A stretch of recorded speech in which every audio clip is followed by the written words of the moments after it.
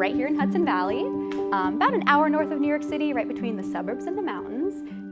So I'm a photographer and videographer. I specialize mostly in weddings and proposals, and I'm also an educator. I teach mostly about photography and business strategy.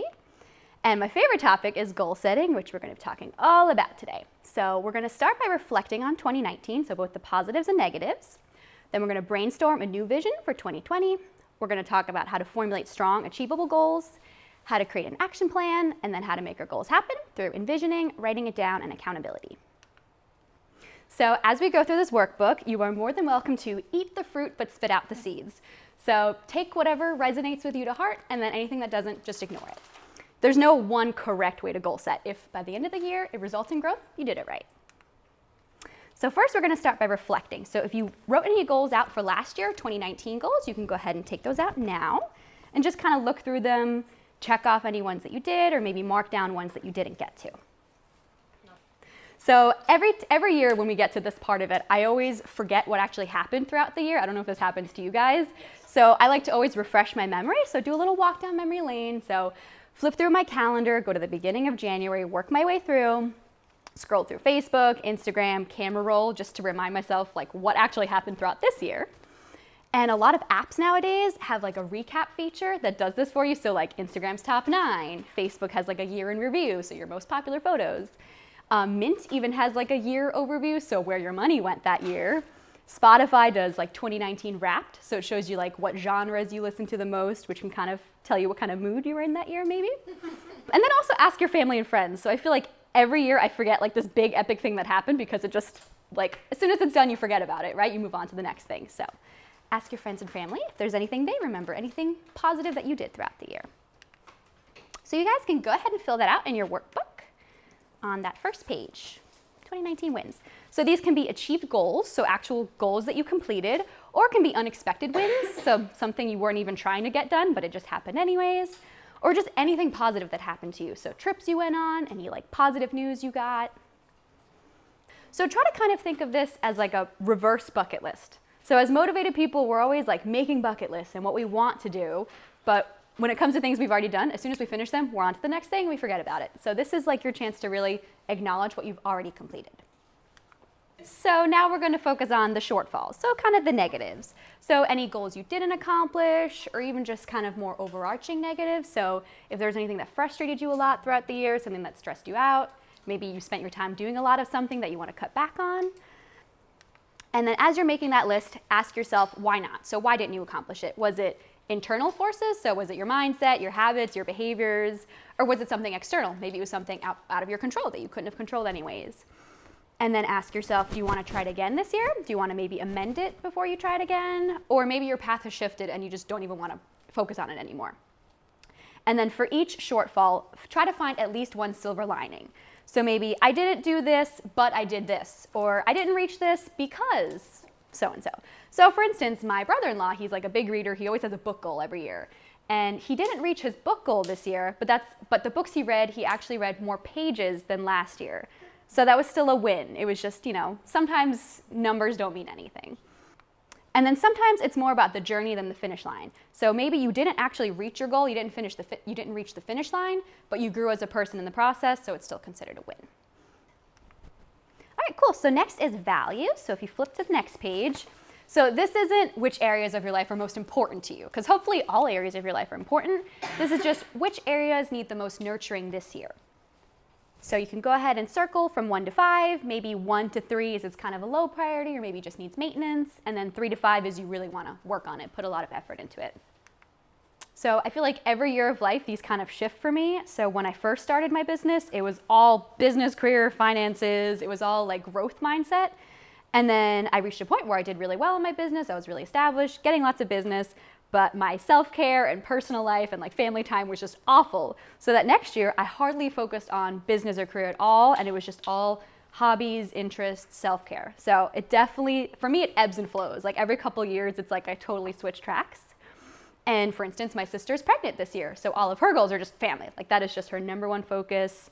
And my parents are retired now. So instead of having, you know, personal development and business goals, they're more about like personal projects and also family time, being grandparents. So definitely can change from year to year. So just think about this year. Moving forward, which areas do you want to focus on? right, and then with those values in mind, you can flip to the next page. We're gonna start thinking about our 2020 vision. So these are just prompts, so it's just like the start of a sentence, and just use them as a way of getting your thoughts, the wheels turning. So what do you want to achieve this year? Who do you want to be spending your time with? What do you want to be surrounded by? And who do you want to become? All right, so this is one of my favorite visualization techniques. So everyone close your eyes and imagine what would it look like if 2020 went perfectly. So envision like 2020 is over in a flash. What do you want to have accomplished, created, launched, or achieved? Where do you want to have gone or become? And how much money do you want to have earned? How will this make you feel? So really try to picture it, feel it, smell it. So try to engage all 5 senses. So for instance, if it's your goal to graduate, imagine how the silky gown will feel on your shoulders. How will the stands, will they be loud and cheerful? Will you smell grass from the field, popcorn, or whatever else is out there? So when you can open your eyes again, unless you're not done. So the more concretely you visualize something, especially if you envision it in the past tense, the more concrete it seems for your brain, and that's when the magic of manifestation happens. So I think it's really important when writing down your goals to kind of formulate them in a way that sets you up for success. I feel like the majority of the time, people who don't reach their New Year's goals feel really defeated, but it wasn't necessarily your fault. It was just the way that the goal was phrased. So whenever writing out goals, I like to use these 2 acronyms. So this one you guys have probably heard of. It's been talked about for decades and decades. SMART, S-M-A-R-T. And then mine that I came up with this year is DOPE. So there was a couple words that I just wanted to add in. So let's go through each individually. So S is for specific. You want to make your goal as specific as possible. Don't make it broad or vague. So for instance, if your goal is get more clients and income, a more specific goal might be book 5 more clients and raise prices by 50%. You want some parameter in there to tell you how you're going to know if you reached it or not. M is for measurable.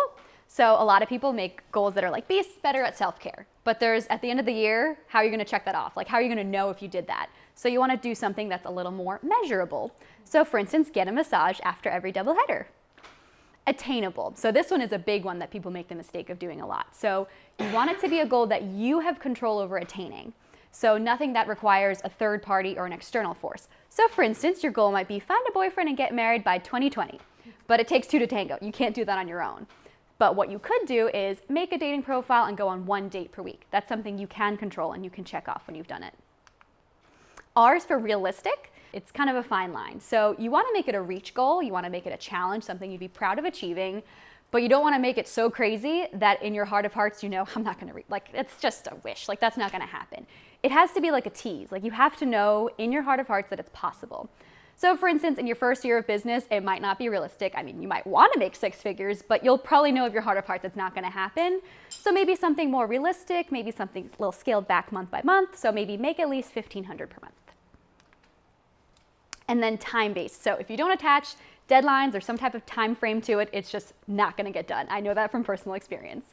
So for instance, if it's your goal to finish your client guide, make it more specific, like finish designing client guide by August 1st and mail out to all clients by September 1st. So attach time frames to every part of the process. And then these are the DOPE goals. So D is for decisive. So a lot of people tend to hedge their goals by giving themselves 2 options, or either this or that. So for instance, if you have a goal to maybe speak at one conference about one topic or another conference about another topic, just pick one so you can go all in on that one. If you kind of give yourself options, you're not going to know which one to put all of your efforts into. So you might spend your time researching the 2 different topics and you just spread yourself thin and you don't really make a good pitch for either. So you want to pick one and stick to it. O is own. So you want it to be your own goal.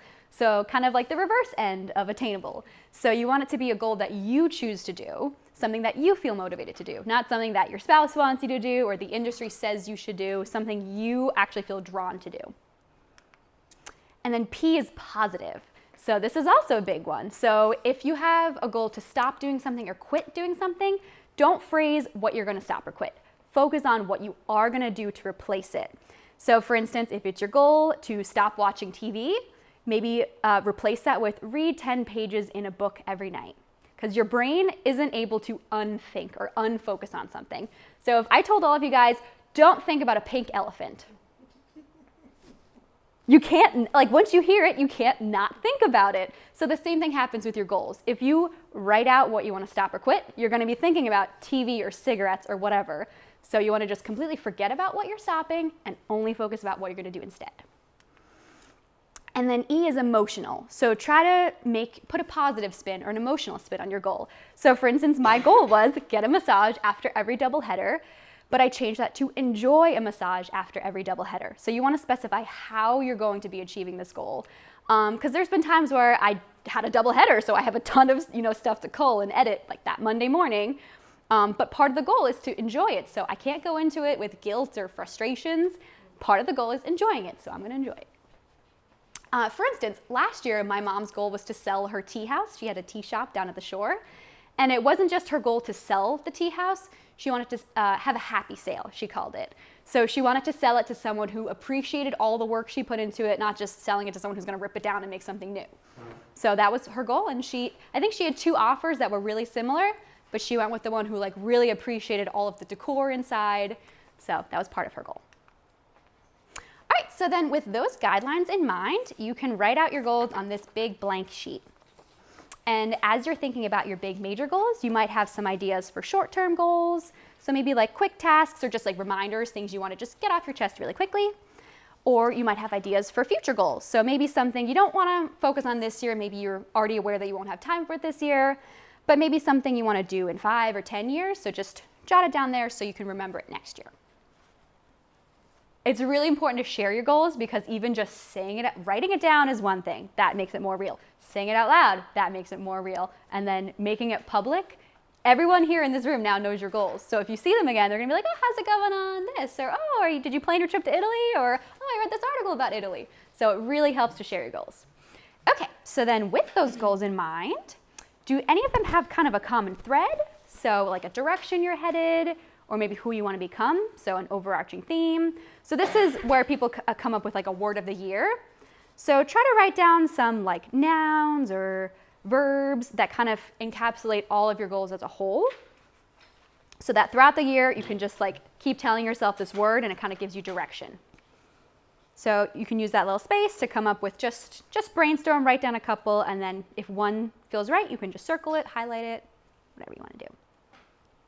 So then also think about your identity for the year. So ask yourself, if you achieve whatever your goals are, who will that make you become as a person? So who will you turn into in the process? Sometimes that's the best part, so becoming more consistent or becoming more confident or whatever, but sometimes it's a deterrent. So for instance, if your goal is to make 6 figures, like you're gonna really have to hustle and maybe ignore your family a little or be a workaholic. So ask yourself if you're on board with that. Do you want to achieve that goal knowing who it'll make you become? So do you want to be a workaholic for 365 days of the year for that one day of getting to say, I made 6 figures? So 365 versus 1. So we want to stop telling ourselves negative stories about ourselves. So I'm not a morning person, or I don't have a green thumb, or I'm not a numbers person, or I don't really read, or I'm such a klutz. And we want to start manifesting positive affirmations. So I'm a morning person. I'm a bookworm. I'm a luxury wedding photographer. I'm a runner. I'm a scientist. So stop saying like, oh, I will be or I want to be. Say, in 2020, I am a bookworm. So start manifesting it now. And put it in your bios now. If you're on the fence about saying like, oh, I'm not a physical therapist yet because I haven't gotten my master's or whatever. No, I'm a physical therapist, or I'm a physical therapy student. Maybe it's technically you can't say you're a physical therapist if you don't have your degree. So maybe that was a bad example, but you know what I mean. So this happens to me every single year when I write out my goals. It's always like a really long list. I always calm myself down by saying you can do everything, but you can't do everything at once. So if you have all this ambition, all these ideas for projects and goals, you don't have to forget about them, just put them on the back burner. So you want to prune your goals. So this is a common term in gardening. So it means to reduce the extent of something by removing superfluous or unwanted parts, especially to increase fruitfulness or growth. So if you're trying to grow a really nice bush, you might prune the sides or the top to make it fuller and stronger. Or if you're growing like a big prize pumpkin, pumpkins grow on like a vine with a bunch of them. So if you notice that one pumpkin is growing faster or stronger than the other ones, you chop off all the rest, you prune the others, so all the water and nutrients go to that one pumpkin. That's how you make these big prize pumpkins. So you want to use that same mindset for your goals. If you spread yourself thin and give a little bit of your attention to everything, you're gonna maybe 20% achieve all your goals rather than killing it and like really achieving 2 or 3 of your goals. So I love this analogy for prioritizing and time management. Have you guys heard of the jar analogy? I love this. Okay. When you put those objects, water, sand, pebbles, and rocks, into the jar, it's the same jar in both scenarios. When you put them in from smallest to largest, so water, and then sand, and then pebbles, and then rocks, they overflow because you create all these useless gaps. But when you put it in from largest to smallest, so the rocks first, and then the pebbles, and then the sand, and then the water, everything fits perfectly. The jar is an analogy for your time. You have a finite amount of time. You have 365 days, 24 hours in a day. So you want to put your big rocks, so any important tasks or your priorities or your values, maybe like family time, you want to put those into your calendar first in pen and then work in all the less important day-to-day tasks afterwards. Because if you focus on the little things first, they monopolize your time. Like if you spend a day checking emails or going on Facebook, the whole day just disappeared, right? But if you work on the important stuff first, yeah, you'll spend 5 minutes on Facebook in those in-between gaps, but at least you got your big rocks done. So to answer your question, Megan, I would recommend anywhere from 2 to 5 major goals. So this year I did 3 major ones and the rest I kind of just regard as projects. So on this next page, you can pick 2 to 5, 3, however many you want to focus on this year. And then for each of those top goals, ask yourself these 3 questions. What's the first step you're going to take towards reaching that goal within 48 hours? So this is a really important one. Psychologists say that the first 48 hours after the inception of a goal, so after you think about it or you're inspired to do it, that's the most important time frame in determining whether you're going to reach it or not.